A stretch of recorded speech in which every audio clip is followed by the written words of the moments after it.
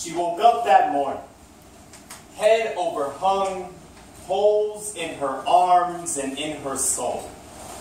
Ash in her mouth from kissing tombstones. You see, she has never been afraid of death because the lackluster sentiment of who she has become is the essence of the bottoms that she hits. You see, being an addict requires a lot of theatrics, and some might confuse this for magic, the way we can vanish like rabbits, but these hat tricks, these illusions, they all take place in her mind. So when it's relayed to the present tense, you can clearly recognize that she is not a magician, she's a mime.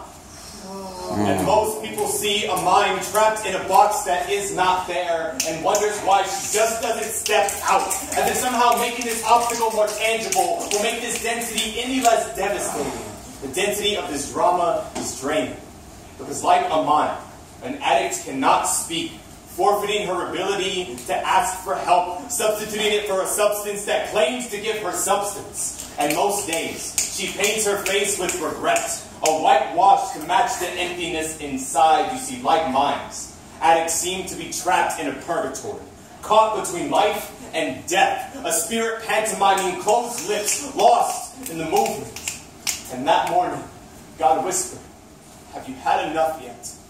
Or was it the devil? You see, seeing double has its cons when perspective is the only thing you can rely on. She remembers the vacancy, the silence of the dust settling. There is no room for acceptance. It's like being suspended in the vacuum of space and mistaking it for heaven. I asked her, "Is it worth the pain?" She said, "What pain?" You see, like a mime, it's all a play. One act. Camouflage yourself in the backdrop of your hopelessness. Convince yourself, your only audience, to applaud when you can't quit. Every day an encore that you must endure. Because being an addict takes commitment. Like insanity, she's committed. Repeating the same action, expecting new results. Looking for loopholes in these invisible lassos, she straitjacketed herself.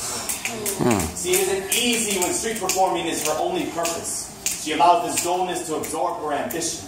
She allows this disease to decay her intestines. All the while she keeps up this play, this one-man play, this one-act show. She convinces herself that she is not a ghost.